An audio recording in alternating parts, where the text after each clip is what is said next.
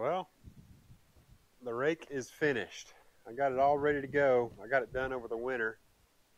I started working on it, and I meant to make video on it for some of you that may own this rake, and you know, I could point out some wear parts on it, on stuff you can look at on yours. But I just started working on it, and I just got it all finished. So I'm gonna hook up to it and pull it out, and kind of go over it and show you guys everything I replaced on it. It's quite a bit, and then I'm also going to talk about this bell harness connector, this extension you have to add to hook up your baler there in the back.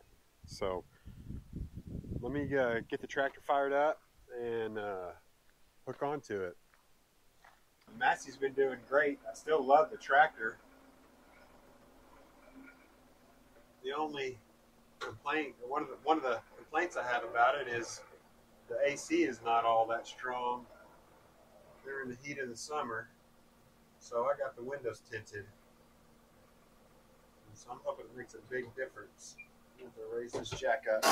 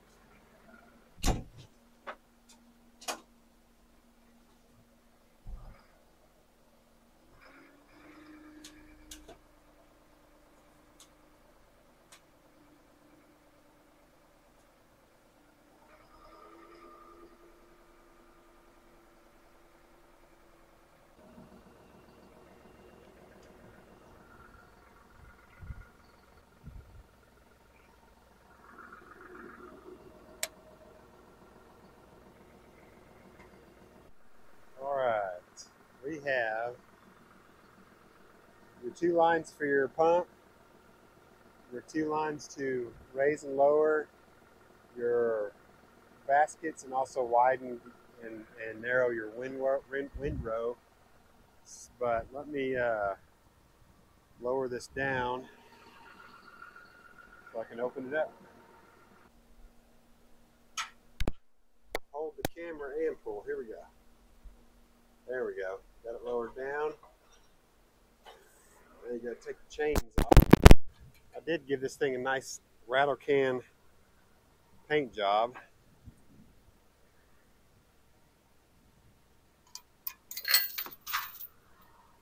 And I found these little chain guards, or these chain sleeves on Amazon, just to help protect the paint. Even though this is a 20-something-year-old rake and it's got a lot of rust that's already started on it, but at least make some kind of effort to keep the paint from chipping and scratching.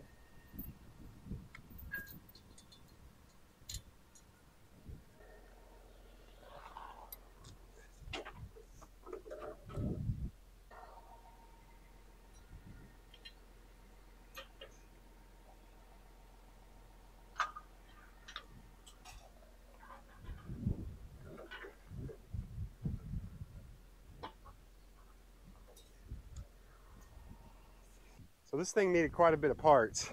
The tongue was worn down to about a 1/4 inch, so I had to cut off this. There was a plate here, a 1/2 inch plate that I had to cut off. Well, actually it's 3/4, and replace it. So I got that done, and I added another 1/2 inch plate on top just to give it a little bit of extra support.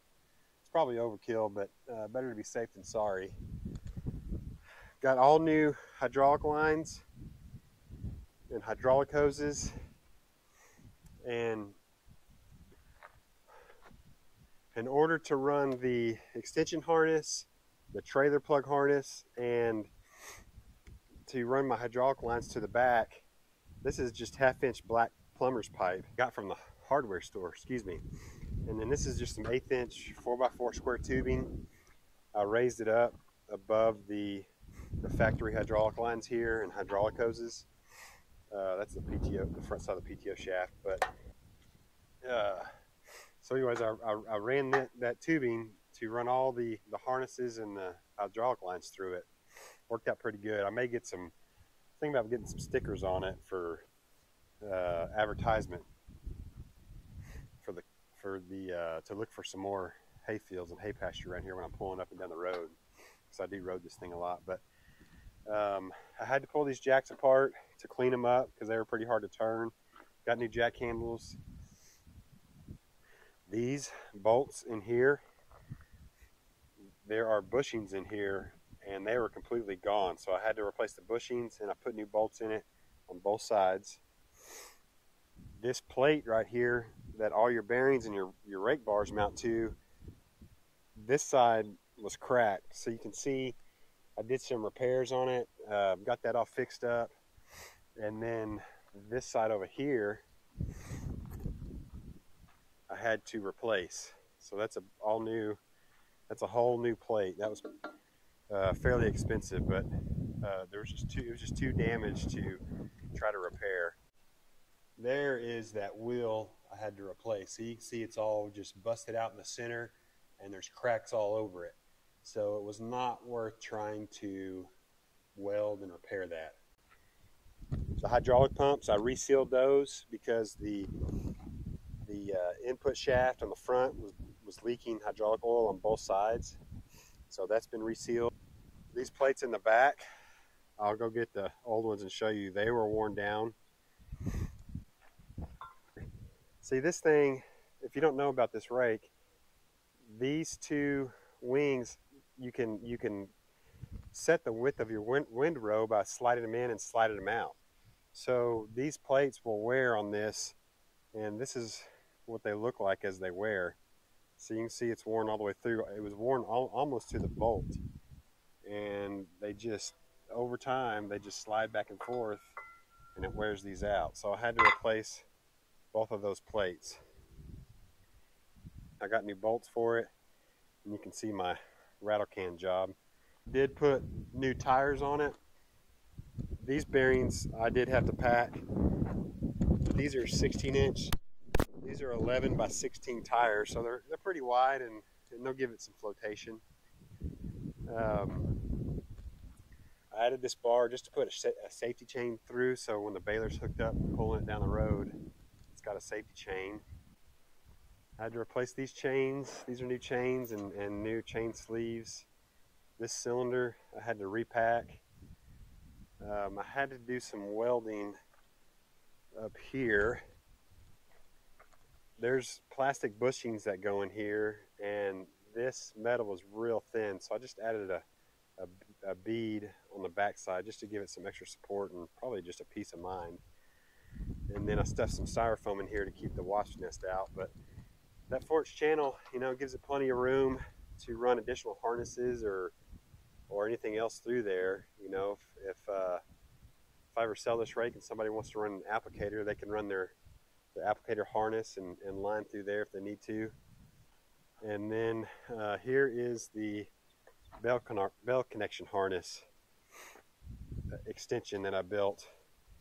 I pretty much had to get all new ends for it, new pins, and then I wrapped it up with some shielding and some vinyl. This is vinyl electrical tape wrap made for harnesses. It's not traditional electrical tape that's slick. This is like a vinyl. And then you have to add your standard round pin trailer plug so you can have lights on the baler back there. A whole bunch of teeth. It was 160 teeth I had to replace, and I found those on agzaga or agzaga.com, agzaga.com. They had a 10% off email coupon if you signed up with them. So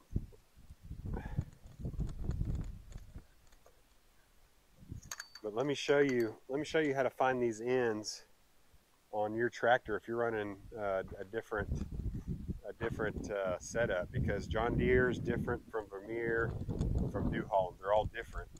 Those are called Deutsch connectors. I believe that's how you say it. And in order to find what connector you need, if you look on the back, okay, right here on this blue part, there are numbers. And if you pull those numbers off, if you write them down and go to, I found these on buydeutsch.com. You can find these connectors on that website. They have everything for these connectors, the pins, special tools. You do have to have special tools to pull these pins out, but that's how you find what connector you need. This is the male version. The male version part number is different from the female version, so you have to look at both the male and female to find the right connector. And then you have 10 to 12 gauge pins, and you have 12 to 14 gauge pins. The New Holland uses 4 of the larger pins in the center, and then the rest, it only uses 1, 2, 3, 4 of the smaller pins. But when I built this thing, I just went ahead and put all the pins in it. That way, if I ever transfer this harness or buy a different brand, they're already there. So here are the tools you need to build that harness. Your larger pins that go in the center of the New Holland and the Vermeer harness is number 12 wire. So you need number 12 female and male pins to build it. And then your smaller wire is number 14.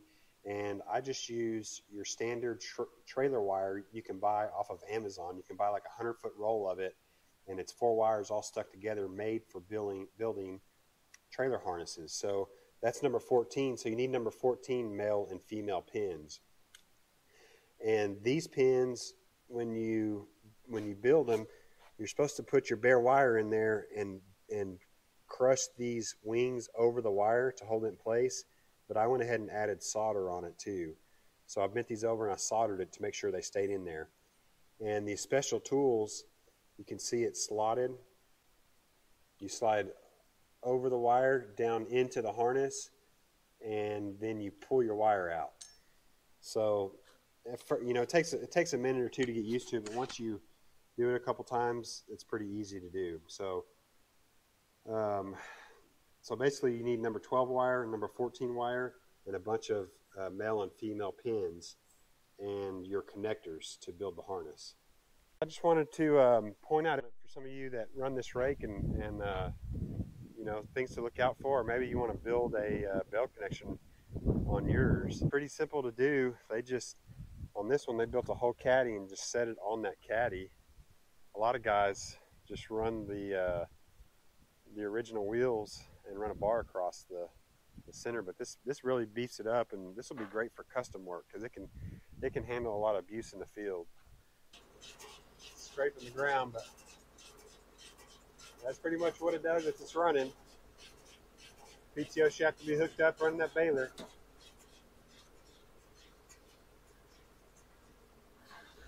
See, you can slide those in and out for your windrow width. All right, well, thanks for watching, and stay tuned. I'm going to make a lot of hay this year, so I plan on getting some video of it. And I've got a used cutter I bought. I want to show you guys. I'm going to replace the TM700. I don't know if I'm going to hang on to it for a backup cutter or if I'm going to sell it. I'm probably going to sell it. But here's a quick peek of it. I've already gone through it, and I've got some video on it. And that thing's giving me problems too. It's not running right, but